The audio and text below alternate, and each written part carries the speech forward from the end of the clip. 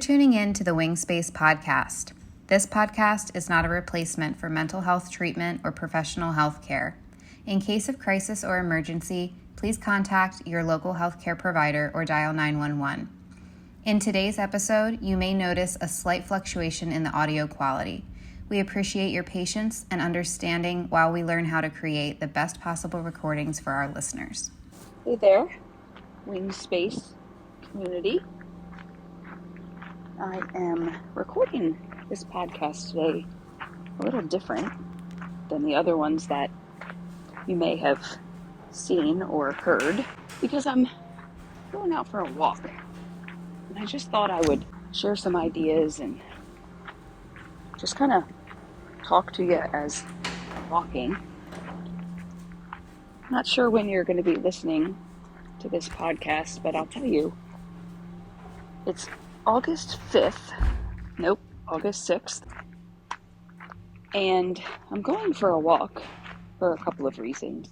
The first reason is because a week ago, I broke my arm. That's a story for another day. And I'm not really able to do much on the exercise, lifting and stuff. So walking is what I get to do. The other reason why I'm walking is because just before I broke my arm, I had decided to set some health and wellness goals for myself, and a daily walk was one of those things. So after I got used to having this cast on my arm and started figuring things out, here I am back walking. And the third reason why I'm going for a walk is because the benefits of walking are just so numerous. And that's just what I want to talk to you about today. So I'll be real honest with you. I'm going to walk for 30 or 45 minutes. I might talk the whole time. Maybe not. I'd invite you. Maybe you start walking. Maybe you jump on the treadmill, bike, elliptical, whatever you've got to just move your body. And just take a listen as I just share some thoughts. The really cool thing about walking, especially if you're walking outside, is that it allows you to not only get some steps in and move your body, but it also exposes you to sunlight. And if you have listened to any of my podcasts or follow me on any of the socials, you know that I'm a therapist, and one of these days I'm going to get little prescription-like cards, and I get these prescription cards. Can't call them prescriptions because I'm not a prescriber, but I would make them so that it said to get 10 to 15 minutes of sunshine every day. Because the only way that our bodies can get vitamin D in a natural way is from the sun. If we drink milk, it's fortified, and even when we get it through vegetables and fruits and foods, it's not the same as if we get it straight from the sun. And whenever I think about this idea of sunshine, it reminds me of when our youngest son was born. He was jaundiced, and the doctor explained to us that there are two ways to get the jaundice, the bilirubin levels under control, and that was sunshine and just to get him peeing and pooping so that he could get it out of his body. And it was March. I have a newborn, so I said to the doctor, how do I give my kiddo sunshine? And he said, put him in a bassinet, a little bouncer, something, and put him in front of the window inside the house and just chase the sunlight. Unfortunately for him, it didn't work, and we had to go into those bilirubin lights in the hospital. But my point is, sunshine was the prescription that the doctor gave us to help him through that. So, walking, you've got the sunshine. If you're going out for a long walk, and obviously you're going to be in the sunshine for a long time, you want to put some sunscreen on. But you could sit out on your porch, front or back, 10 or 15 minutes, just soak up that sunshine. If it's a cold day, it's really interesting in the winter. There's these really cold days, but the sun is really blasting. So sit in front of a window. Maybe you move a chair in front of a window. So anyway, back to walking. Getting that vitamin D into my body. If you're out walking, just imagine your body is soaking up all that good vitamin D, and that's amazing. And I mentioned I would give all my clients we'll call it a to-do card rather than a prescription card, but that they need to get out in the sunshine. It's not going to be the thing that fixes everything, but it certainly can be helpful, because while you're sitting outside for 10 or 15 minutes, you're thinking, you're listening to nature, maybe you're just sitting with your thoughts, you're breathing. It's an excellent just 10 or 15 minutes to sit and unplug from our day. We've got this exposure to vitamin D. The other thing I've got is fresh air. Especially now in August, every time we go into a building, it's air conditioning, right? It's artificial air. But here out in nature, I've got fresh air. People are cutting grass. I can smell that fresh grass smell. Exposure to different smells is a really great way to trigger our senses. And the other thing that this walking does is that I'm moving my body. There's this idea that people who move their body on a regular basis and get that 7,000 to 10,000 steps a day are so much healthier than people that live more of a sedentary life. Now you might be thinking, well, yeah, my job is pretty sedentary and I'm so busy, I really don't get that many steps, but I go to the gym every day and that's great. But they call that an active couch potato, because realistically, you're not moving your body as much as someone who maybe doesn't go to the gym at all, but they're getting 7, 8, 10,000 steps a day because they're moving, they're up, they're moving.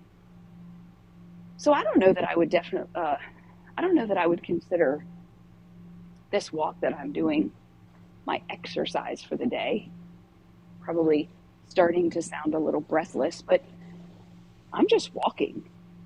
I don't have a goal in mind necessarily. I have a path that I typically walk near my house. But this is just for me to move. It's just for me to... I'm talking to you today, but normally it's for me to clear my head, or I'm listening to a podcast and kind of soaking up some good information, or maybe it's just a podcast that makes me laugh. It's just minutes away by myself, again, unplugging from the screens. And when we do things that require the use of both sides of our body, we're engaging in bilateral stimulation of the brain. And that is really key to health and wellness. And as a trauma therapist, it's really key in helping in the process of healing through trauma. We know from much of the recent research that our body remembers the things that we experience. Our neuro pathways change. We'll get into some more intense trauma talk in another podcast, but we know that our pathways in our brain change as we are exposed to various traumas and stressors. And by moving your body in this bilateral way, whether it's walking or riding a bike or running, maybe even kayaking, you're using both sides of the body in this simultaneous way. It helps to engage the brain, and it helps to work through those neuropathways. Again, a deeper conversation for another day, but the other thing that this walk today is doing for me is it's just getting me moving. We've been up and moving relatively early this morning. We've done some major chores, and so I haven't been sedentary today by any means. But I know that once I go home, I'm going to sit, might chill out and watch some television, and then there goes the movement for the day. And it's hot. I don't know, 85-ish. My husband said, I don't know if you should go. It's hot. Well, sweating, which is what I'm starting to do during this walk, is also another benefit of walking because it helps to rid our body of toxins. And so all these beads of sweat are acting as a filter for my body, getting rid of stuff that I don't need. A lot of times I've talked to people about walking, and as I'm talking to you, I'm thinking maybe I should get little cards made that say, 10 or 15 minute walk outside every day. But when I talk to people about walking, I've had people say to me before, I don't understand. I'm coming to see a therapist and you're telling me to go for a walk. Well, you've already heard me talk about the various benefits of walking, and I haven't even mentioned them all. So if you're a person listening to this today and you may have we've all experienced trauma in our lives, whether it's that big T trauma that we know of, assaults and active duty military experiences, car accidents, or something smaller. Sometimes people call it the little T traumas. Maybe it's a divorce or a move or a sudden change in job or school, a loss of a friendship. Or maybe it's just stress, because we all have a lot of stress. Just getting up and moving, that stimulation of the brain is key. The other thing that's going to happen is that I'm going to sleep better tonight because my body expended some energy. It's a little tired, physically a little tired. And so when it's time for me to go to sleep, I'm going to be able to go to sleep and stay asleep. Maybe not a perfect night's sleep, but at least my body won't be fighting against sleep. Now, some of you might think, I'd rather go for a run than go for a walk. I mean, if I'm going to go for a walk, I want it to be exercise, and I'm going to go for a run. Here's the thing. Running and other strenuous exercises increase our cortisol level, which isn't a bad thing unless you are a person that's dealing with chronic stress. Chronic stress through family relationships, your work, caring for a parent or a sick child, things like that. And so if you already have high cortisol levels because of those things, and then you go for a run, especially on an 85-degree day, your cortisol levels are going to skyrocket. So this walk it's kind of going to be my exercise for the day because I don't intend to do any weights or anything later.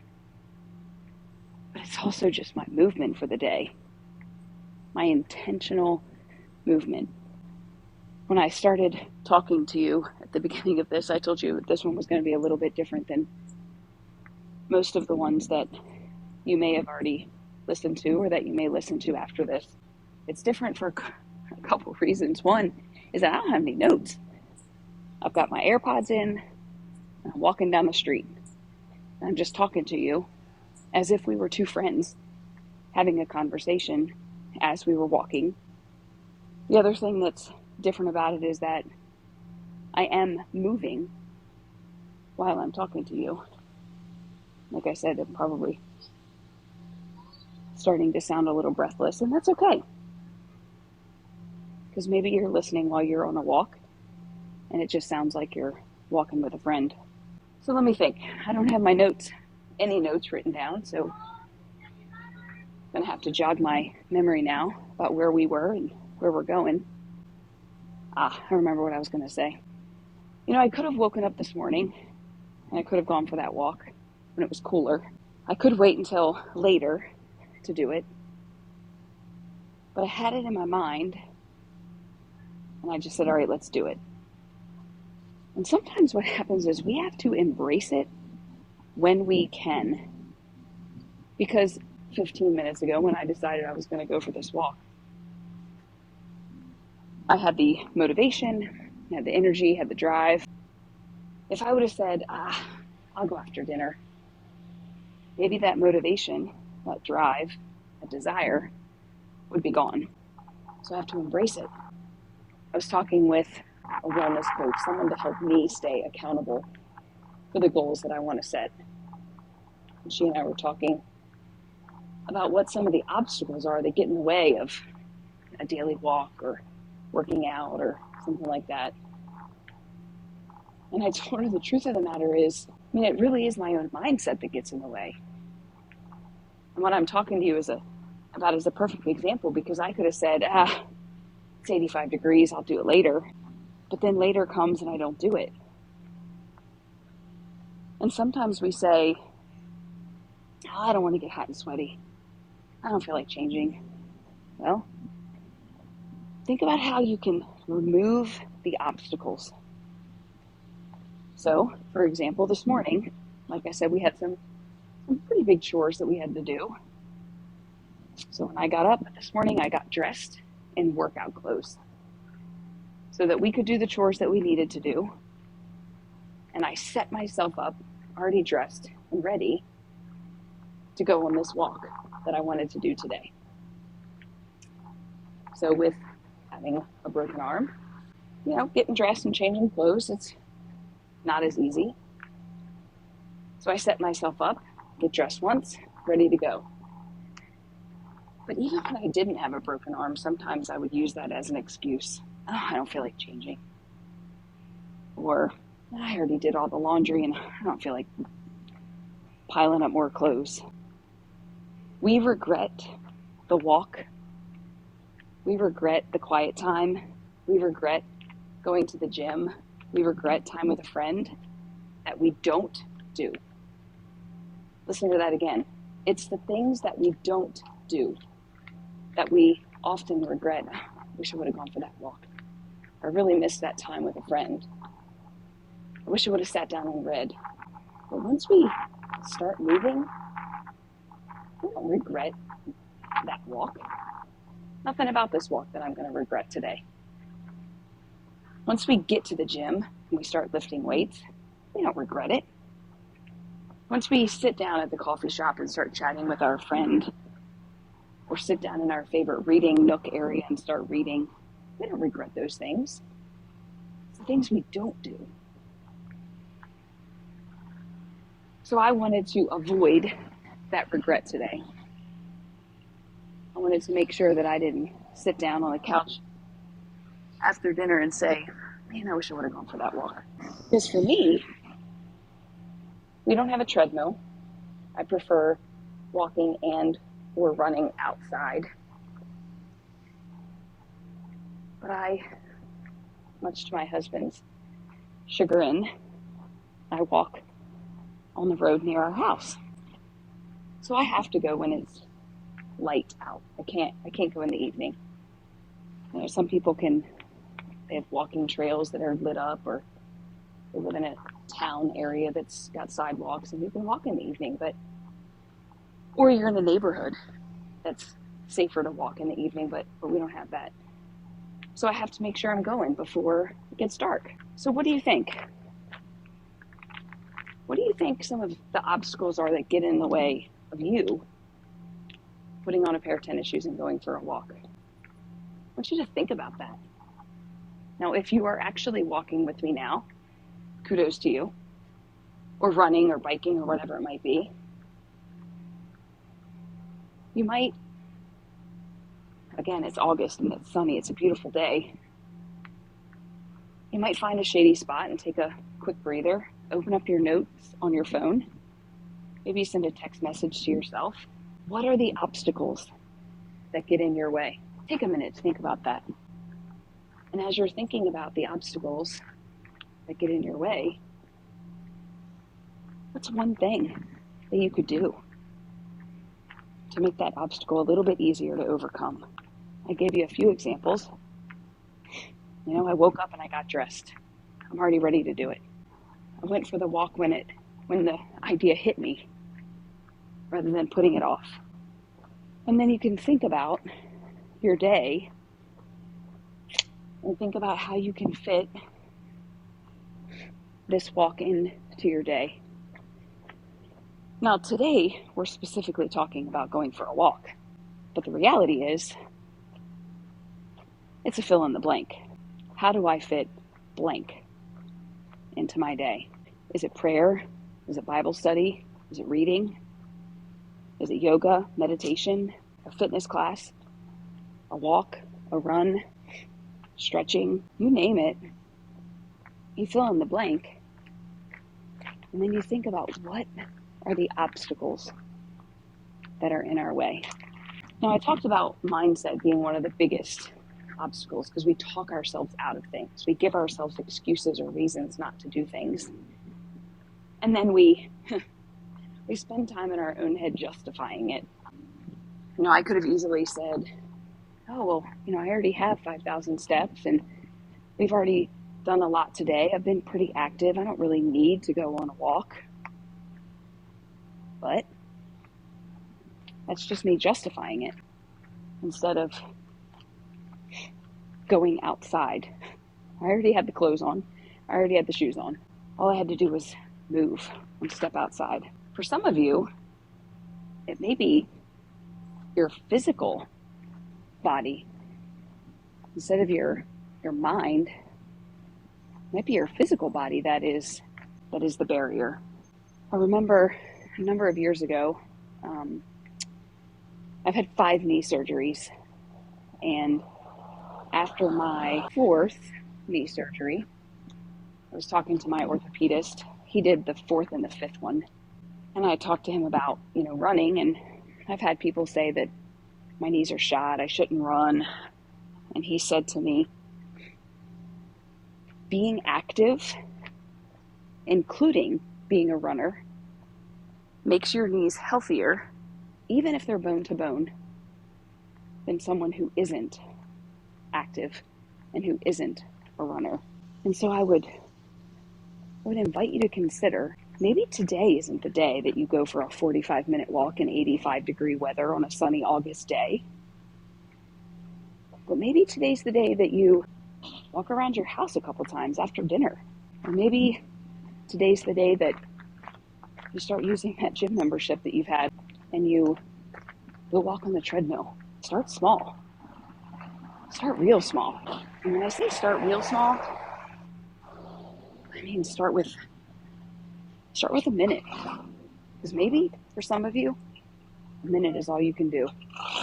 And then once a minute you can do without a ton of effort, maybe then it's 2 minutes. Maybe then it's 5 minutes. Because even if you're only walking for a minute, it's a minute more than you walked yesterday. It's a minute more of movement than you had yesterday. Now, well, I guess prefacing would be if I said it first. So let me just interrupt this message and tell you, I don't want you to do anything physically without chatting with your doctor about it. I just told you I've had 5 knee surgeries. I never started running after my surgery without having the doctor tell me it was okay. I didn't want to do more damage. So if you have heart or lung troubles or joint problems, you want to talk with your doctor. But movement, the more you do it, the easier it's going to be. And the more you do it, the more you're going to want to do it. I remember when I was in high school, I guess, this idea of a runner's high had come around and people were talking about it, and I didn't like running. I ran because my field hockey coach told me I had to.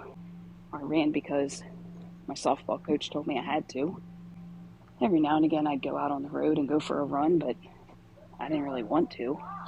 But one day I'll tell you about my grief process because it involved running.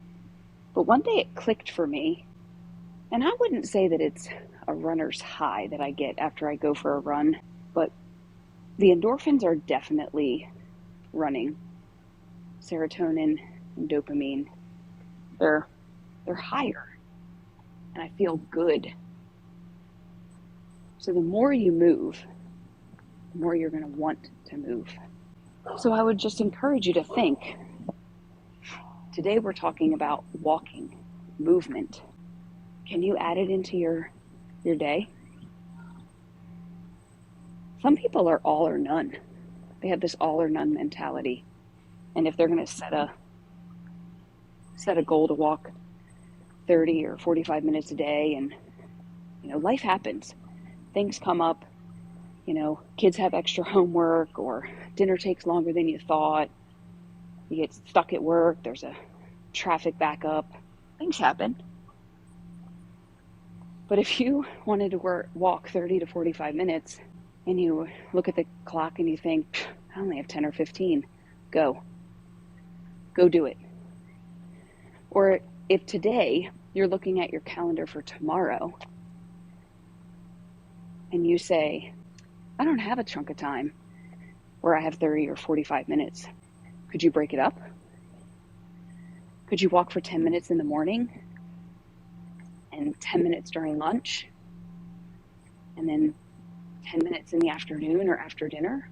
Maybe it's 15 minutes you have in each of those chunks of time. And there you've got your 30 or 45 minute walk collectively over the course of the day. Because what I'm trying to encourage you and myself at the same time is just move.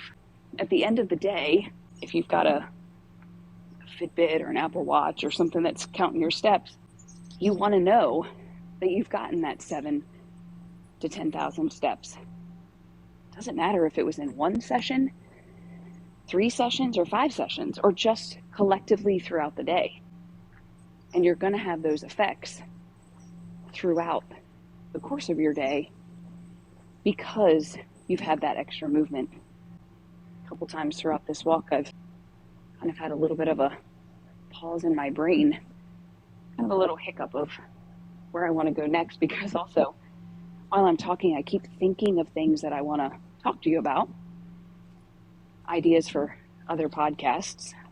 I may have to sit down and listen to this myself later so I can pull those ideas out and be sure that I record them, because information is power. And I may not have said anything today that is new or different than you've ever heard before. Maybe you're just in the right place to hear it.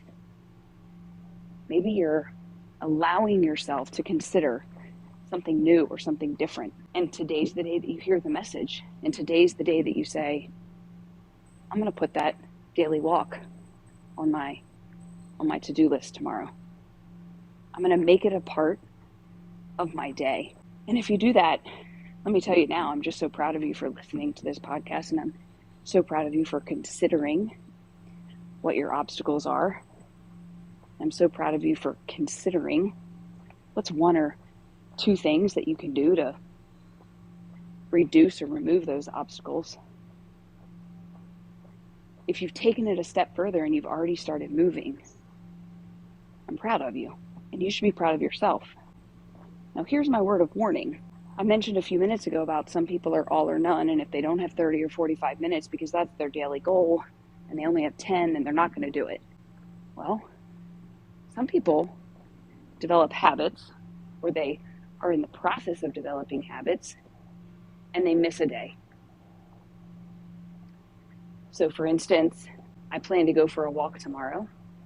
I haven't looked at the weather. I don't know what it's going to be. Maybe it's pouring down rain all day long. Maybe it's a thunderstorm all day long. Maybe I don't have a gym membership where I can go walk on a treadmill. I'm going to say to myself that it's okay to not walk. Because just because I don't do it today doesn't mean I can't do it tomorrow. Maybe I'm under the weather. Maybe I'm not feeling well. I just can't do it today. Okay. Maybe consider what you can do instead. Maybe I'm going to walk around my house a couple times inside. Maybe I'm going to stand while I'm watching TV, or just do something that's a little bit more active. Or maybe I'm going to say, it's okay to rest today, and tomorrow I'm going to move.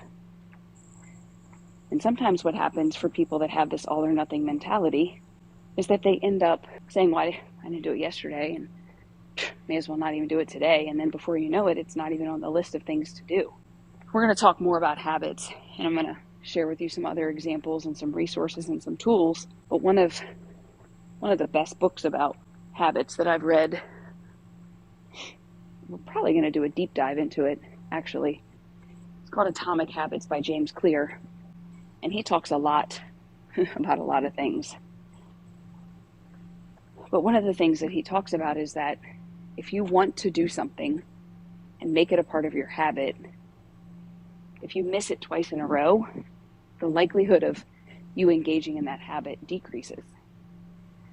So if you don't walk today, for whatever reason, make sure you walk tomorrow so that you're not missing 2 in a row. All right, well, I'm coming up on the end of my walk here, and hopefully you're coming up to an end point for your movement, your walk, your run, your bike, whatever it might be. If you didn't have a chance to stop and write down what those obstacles were and what you might do to remove those obstacles, I invite you to do that when you get home, when you get finished with this walk. I invite you to add it to your calendar. If you've been listening to this podcast while you've been riding in the car, when you get to where you're going, maybe you figure out when you can add that walk in. You can figure out when you're going to get that movement in so you can reduce your stress level, you can sleep better, you can concentrate a little bit more because you've kind of helped your body to release some energy. When I was talking about stress before and the big T's and the little T's of trauma, it creates energy in our body in addition to the neuro pathways and the interruptions and the blips that happen. It also creates energy in our body. And if we don't do something with that energy is going to do something to us. You may have felt before, it feels like an electric surge going through your body. It's energy. Now, some people might say it's inflammation, or it's neuropathy, or it's restless leg. And there certainly could be a medical reason for those feelings that you're feeling. But maybe you've got some stored up energy in your body and it's got to find a way out. And you might think, yeah, typically after I have these feelings is when I lose patience with my spouse or my children. I slam a door, I raise my voice, I cry. That's your body doing something with the energy. So, as I was saying, if you're listening to this while you're driving, get to where you're going and consider going for a walk. So my goal today was really personally, my goal was to get some steps in. But for you, my goal was to just help you to understand the importance of simply going for a walk. And so if you took this walk with me today, I thank you and I hope you had an enjoyable walk. And if you're listening and you're planning to take a walk later, good for you. And hope you find a good podcast or some good music, or maybe just nature's soundtrack to listen to. And think about all of the things that you're doing simply by going for a walk. Improving sleep, decreasing stress, increasing focus and concentration, improving mood, decreasing anxiety, the physical aspects of moving your body and cardiovascular health, getting everything moving in your joints for good joint health and mobility. And what you're going to do when you get home, this is what I'm going to do when I get home, so I'm going to enjoy a nice big glass of water.